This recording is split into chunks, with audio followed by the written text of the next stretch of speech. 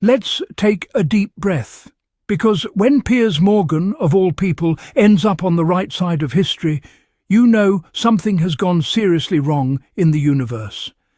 Somewhere a clock has struck 13. Somewhere a Royal Rota reporter has dropped their notes. And somewhere Prince Harry is once again being proven right, not by his fans, not by his supporters, but by the sheer weight of lived experience, sacrifice and truth. And yes, before anyone clutches their pearls, today's story involves Prince Harry, Donald Trump, NATO, Afghanistan, and astonishingly, Piers Morgan defending Harry's position without even realising he's doing it. Put the kettle on. This one needs time. Donald Trump, speaking in an interview with Fox News, made a statement so casually dismissive, so historically careless, that it instantly angered veterans, families of the fallen, and anyone who understands what the word alliance actually means. Trump claimed that NATO troops stayed a little off the front lines during the Afghanistan conflict and insisted the United States had never needed its allies. Now, let's pause here, because this is where facts begin screaming for attention. The United States invoked NATO's Collective Defence Clause after 9/11. That clause had never been used before. NATO allies did not hesitate. British troops, Canadian forces, Dutch, Danish, German, and many others stood shoulder to shoulder with American soldiers in Afghanistan. They bled together. They died together. And Prince Harry? He wasn't watching this from a briefing room. He was there. Prince Harry served 2 frontline tours in Afghanistan with the Army Air Corps. Not ceremonial visits, not photo opportunities, not a royal flyby with a neatly pressed uniform. He was a forward air controller, calling in Apache helicopter support, living under constant threat, operating in real combat zones. Harry didn't say this for applause. He didn't issue a dramatic press release. He responded simply and devastatingly, "I served there, I made lifelong friends there, and I lost friends there." That sentence alone carries more truth than 1,000 Fox News talking points. Harry went on to remind the world that thousands of lives were changed forever. Mothers and fathers buried sons and daughters. Children grew up without parents. Families continue to carry the cost emotionally, physically, psychologically. And then he said the part that really matters. Those sacrifices deserve to be spoken about truthfully and with respect. That is not politics. That is not celebrity. That is not wokeness. That is a soldier speaking about the dead. Now, here's where the universe does a somersault. Piers Morgan, longtime critic of Prince Harry, Meghan Markle's most dedicated online antagonist, and professional outrage merchant, actually agreed. Yes, Piers Morgan. Morgan shared a photograph of injured military personnel and wrote, "Says it all. President Trump needs to apologise to Ben and all NATO personnel who served alongside US forces in Afghanistan, especially those killed and wounded." Read that again. Piers Morgan, who has spent years mocking Harry's trauma, dismissing his service and sneering at his advocacy, suddenly found himself defending the exact principle Harry was speaking about. That's not irony. That's karma with a microphone. Of course, the internet did what the internet always does. One commenter snapped back at Morgan, saying, "Trump is just hurting your little feelings every day now, isn't he?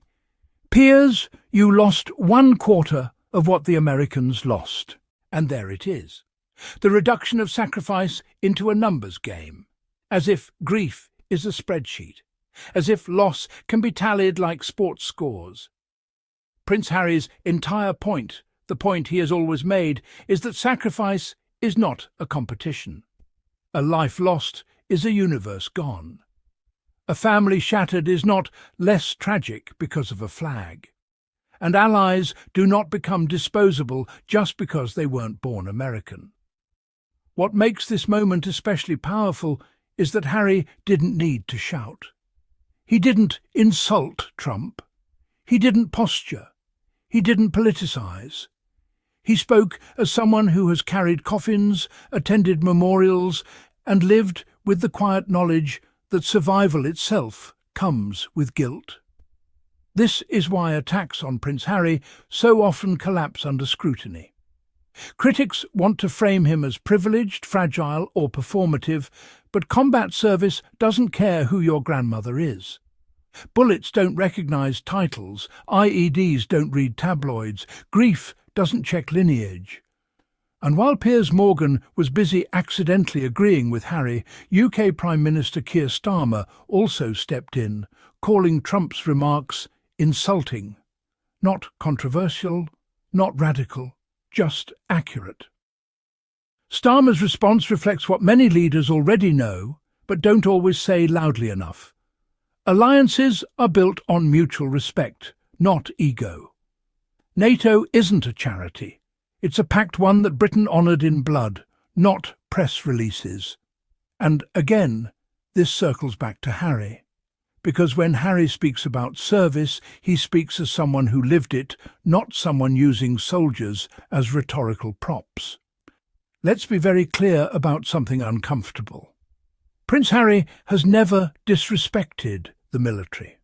He has never dismissed allied forces. He has never trivialized sacrifice. What he has done is challenge institutions that exploit loyalty while offering silence in return. He has challenged systems that celebrate medals but ignore mental health. He has challenged media narratives that glorify war while mocking those who carry its scars. And that is why he is still attacked. The funniest part of all this? Watching critics scramble. Because when Piers Morgan agrees with Harry's underlying point, the usual talking heads don't know which script to read from. When Harry speaks with dignity and restraint, there's nothing to twist. When facts back him up, outrage becomes awkwardly quiet. This isn't about Trump versus Morgan. This isn't about left versus right. This is about truth versus ego. And on this issue, sacrifice, service, respect, Prince Harry stands firmly on the right side. Harry didn't ask for applause. He asked for honesty. He didn't demand loyalty. He honoured it. And while others debate alliances from armchairs, Harry speaks for the friends he lost, the ones who never got to argue on Twitter, never got to grow old, never got to come home. That's not weakness. That's courage. So the next time someone tries to dismiss Prince Harry as out of touch, remember this moment. Remember that when history demanded truth, Harry spoke it. Remember that even his loudest critic couldn't deny it. And remember that respect for sacrifice isn't controversial unless you've forgotten what sacrifice means.